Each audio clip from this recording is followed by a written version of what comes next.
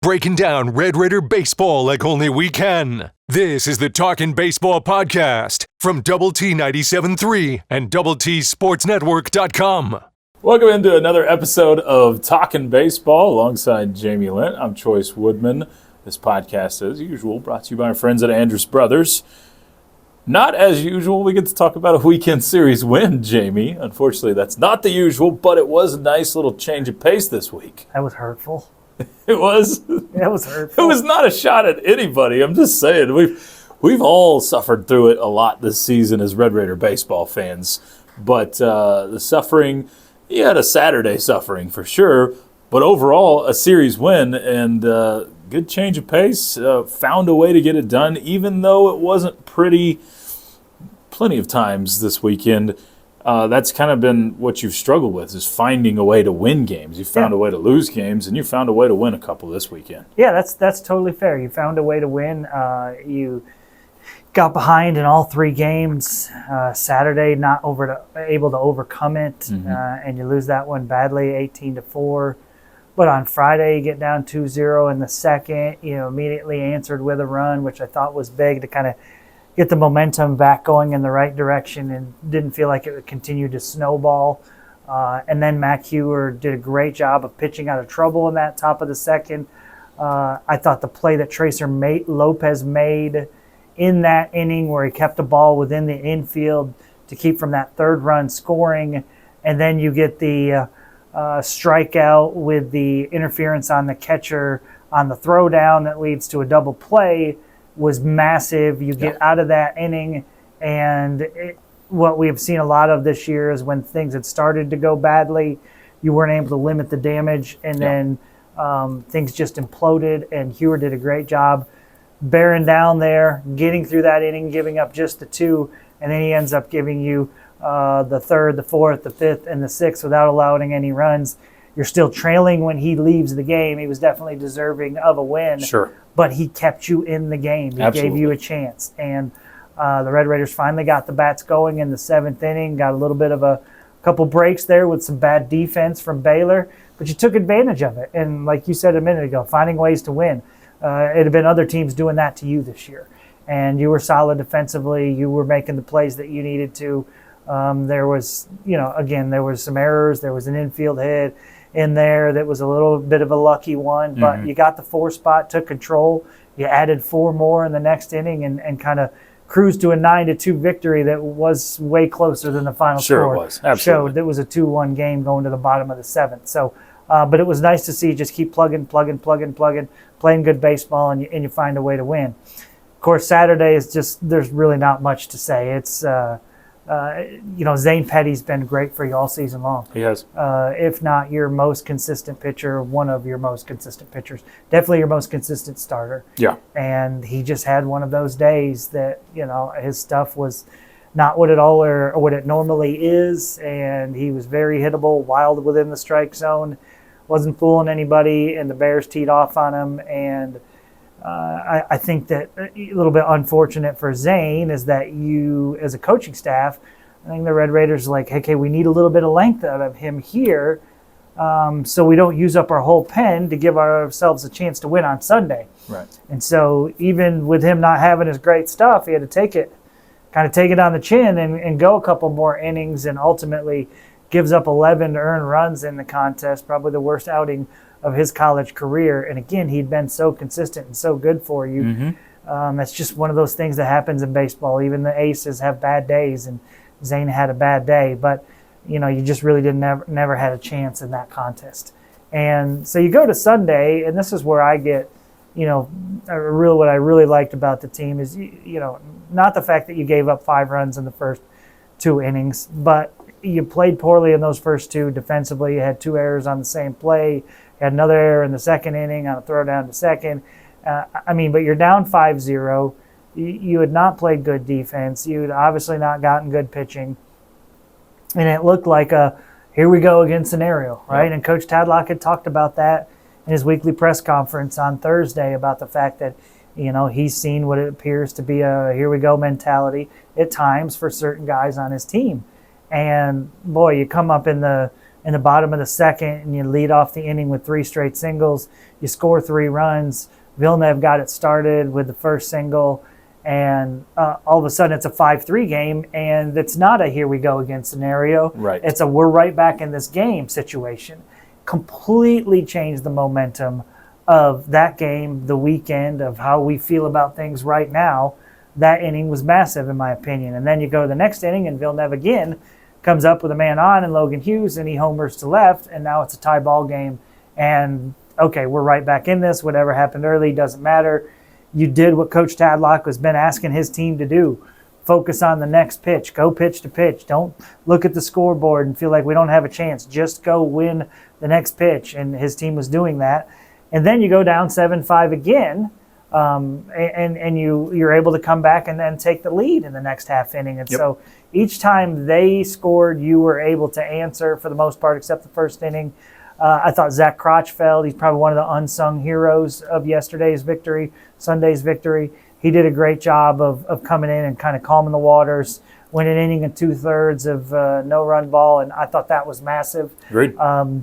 You know, you got an inning and a third on Sunday afternoon from Logan Beavis, who didn't look like he was at his best. And then after that, you just hand it off to Jack Cebert, and you wondered how far can he go. Threw 47 pitches on Friday. He was phenomenal, got the win on Friday. And you thought, how long can he go here? When they took him out with 1 batter left, or 2 batters left, I should say, in the Friday contest, I thought that was, let's try to keep the pitch count down so we can use him again for an inning maybe on Sunday. What it looked like. Instead, he went 4 innings on Sunday. The guy has a mentality, just a bulldog mentality that you absolutely love. No fear whatsoever.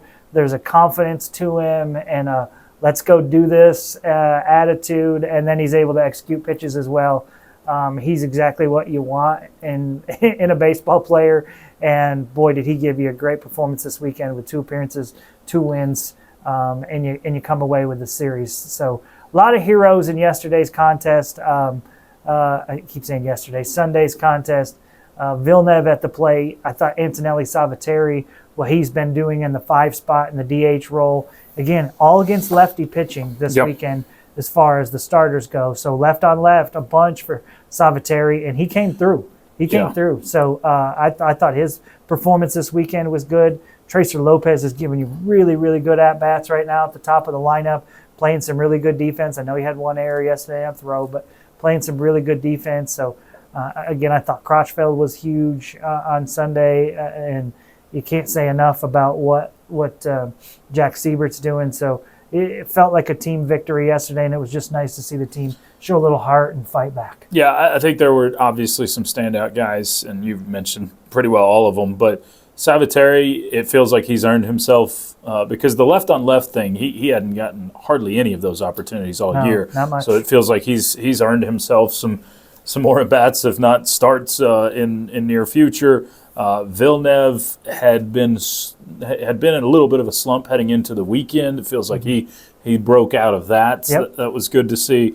And then Jack Cebert is, in my opinion, your MVP of the year so far, just because he's been your only or main consistent guy, and we've seen that role a lot. I think when we look back on this year, because of how rough it's been, Cebert won't probably get the credit of the Hayden Howards and some of those other guys that have been that same role, that reliever. But he's been exactly that for you. Yeah, there's no question. He's been terrific. It's funny because there have been Texas Tech teams that have had maybe more confidence and more swagger than they necessarily needed to have at times. Sure. Especially over the last 4 or 5 years. But it feels like this year's team is a team that's lacking in that area, where they need a little bit of, hey, I don't care what happened, let's just go out there and compete, and I don't care if you just struck me out, I'm still going to take you deep next time kind of mentality. Jack Cebert has that, okay? And it's not changed at all this season. No matter the record, he had some bad outings early on in the year, haven't been any recently, but Jack has kept that confidence and swagger and belief in himself, and you can see how good of a teammate he is with the way he's over there in the dugout, yelling and cheering for his teammates and all that good stuff. At times, his bulldog mentality has gotten himself in trouble. We know he was booted from a game and suspended for a few games.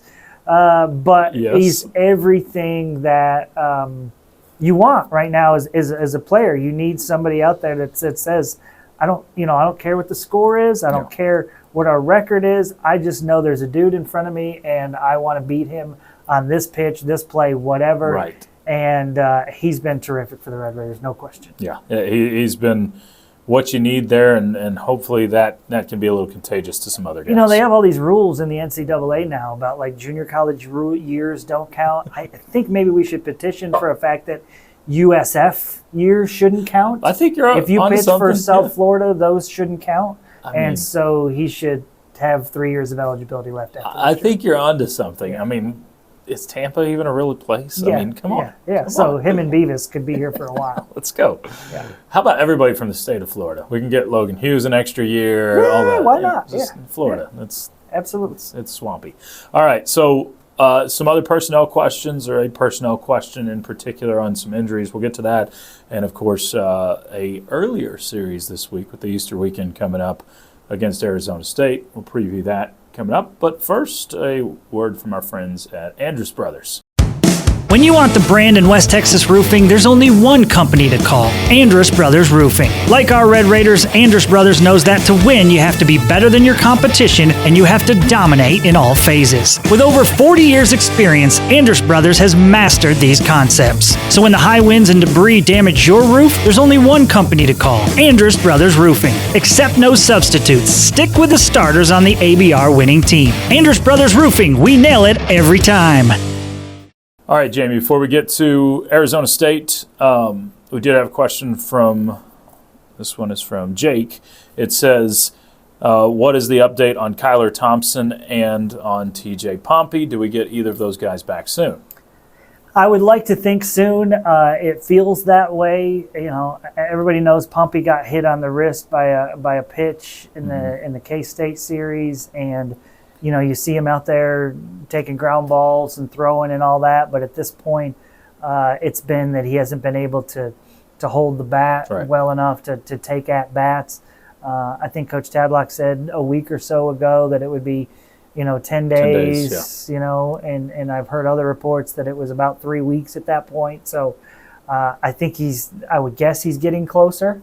Sure. And again, he looks like he's throwing the ball fine and all that good stuff, and fielding it fine, but we just have to wait and see on that. So, man, you would love to have him back, okay? No question. And there's no doubt that right now your lineup isn't as deep, doesn't have the same amount of length that it had with Pompey in there, and so he could make a big difference for you offensively. And then Kyler Thompson, it's some sort of illness that Kyler is dealing with, and they expected him to be back, and so they hope that he'll be back at any point. He was there. I mean, this weekend he was the guy that was playing catch with the left fielder, warming him up before innings, running around, looking good. So clearly he's taking steps in the right direction, and you would hope for his sake and for the team's sake that you'll have him back this upcoming week against Arizona State, because this is obviously a big series, and Kyler's a big part of what you do offensively. His average is in the 270s or whatever, which is not blowing anybody away, but he has a high on-base percentage. He gets on base a lot, just wreaks havoc with his base stealing and his speed. He just does so many things for your offense when you're trying to win with a little small ball and all that. He does a great job, and so you would have loved to have had him this weekend against all the left-handed pitching. Poor Kendall Johnson, the young freshman, it's, hey, we need you to start 3 games, and you're going to do it against 3 good left-handed pitchers. And so it was a bit tough for him, and you'd love to have the right-handed getting Thompson in there. So, him and Pompey coming back would definitely help this Red Raider offense. No question. It's guys you want in the lineup. Yeah, and the thing about it, though, you have to worry a little bit about is when they come back, there's an adjustment period, right? It takes a little bit of time, and, I wouldn't expect them to be just swinging it at their best when they get there. It takes a bit to get the timing back. Right. So hopefully you get those guys back, maybe even this week. This weekend for both of them. It's a possibility for for the Arizona State series, which is where we'll go next, Jamie.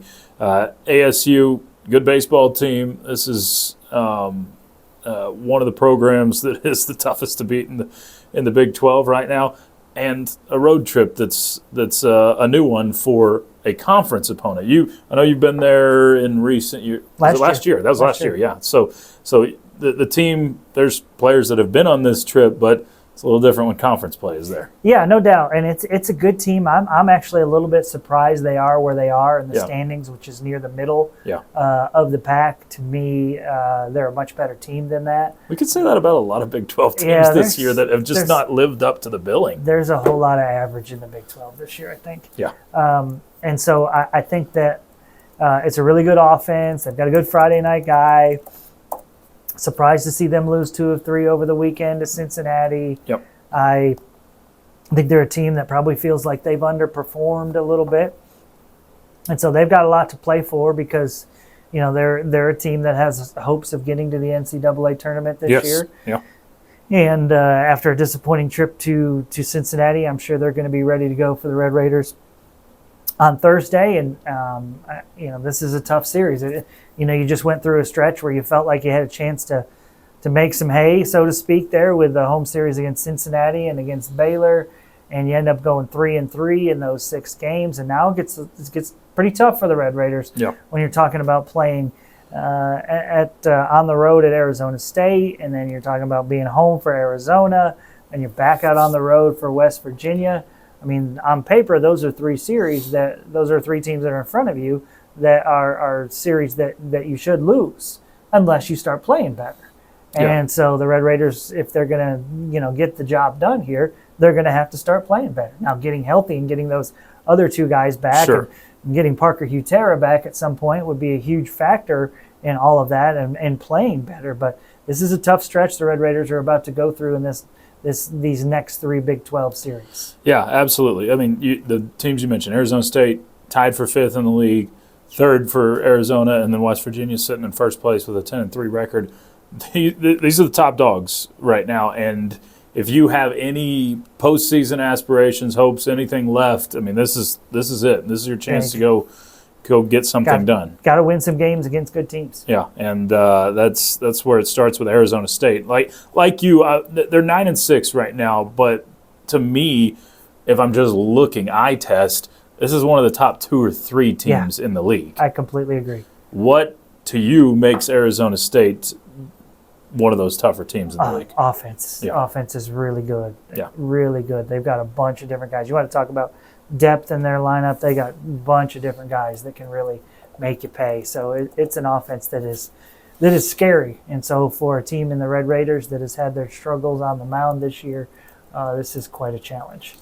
And then you throw into it, Chois, the fact that you're going to be playing Thursday, Friday, Saturday this week. It's different. My guess is that the Red Raider coaching staff will not want to move Hewer and Petty up a day. Okay. So my guess is that, this is a guess, but my guess is that Hewer and Petty will stay Friday and Saturday, okay? And that we'll see somebody else start on Thursday in game 1 of that series. Will it be Lucas Perko, who just started on Sunday? Ultimately, he didn't throw that many pitches. Right. It's possible. I don't know if that would be the case or not, or would they elect to go to somebody else? We didn't see Tyler Boudreau at all this weekend. Yes. He had been your Saturday starter. Wouldn't be surprised at all to see Tyler get the start on Thursday. And that would line up with what we've seen in the past with this coaching staff. They typically play it safe with arms and try to keep people on the full week rotation. So be interesting to see who gets that start on Thursday. But we've seen one common denominator. You've had 2 weekend series wins the whole year, and it's winning that Friday game. This week it would be a Thursday game. Yeah.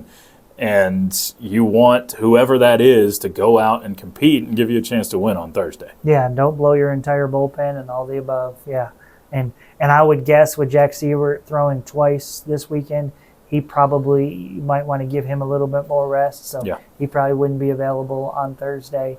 Probably would go to different bullpen arms there. Probably. Yeah, and so the schedule this weekend because of Easter definitely makes it, intriguing and changes things. But everybody across the conference is dealing with it. Yeah. Sure. So it's not that big of a deal. Everybody except BYU. They're on their normal. They're on their normal. Yeah, they're schedule. used to it every week. Yeah, they're on their normal schedule. Yeah. Which Jamie's just counting the days till that road trip to BYU and can't wait. away. So. But if you are one of those people, and at times I've been that way myself, and just saying, okay, why is Jack Cebert not starting? Yeah. This weekend is a great example of why he's not, because Jack Cebert was a big part of you winning 2 games this weekend, not just one. Literally picked up 2 wins himself this weekend. Yes. So, that's the prime example of why you do that, to give you a chance to win a couple of different games on Friday and Sunday. That being said, Matt Heward deserved a win on Friday. Sure.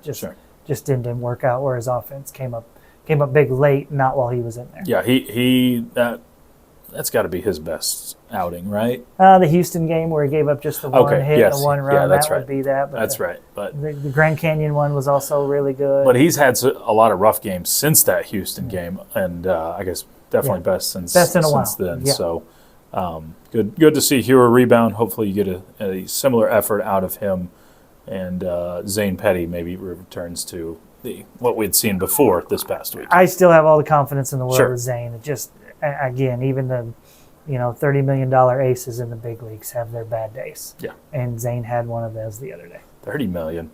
You living like 10 years ago, Jamie? Everybody's making 40. way more money now. Jacob DeGrom money, okay? There's no limit to money when it comes to baseball nowadays. Unless we're talking college baseball. But that's a whole different story. There's definitely limits there. Why do you have to go there, Choice? Sorry, Jamie. I just brought him down. But that will do it for us. Hopefully we get to talk some more wins on the other side. Y'all have a great Easter weekend and enjoy some earlier baseball this week, Thursday, Friday, Saturday. All 3 of those games, Red Raiders and Arizona State, you'll find on Double T 97.3 with Jamie and Hacks on the call. For Jamie Lent, I'm Chois Woodman. This has been Talkin' Baseball, brought to you by Double T 97.3. Breaking down Red Raider baseball like only we can. This is the Talkin' Baseball Podcast from Double T 97.3 and DoubleTSportsNetwork.com.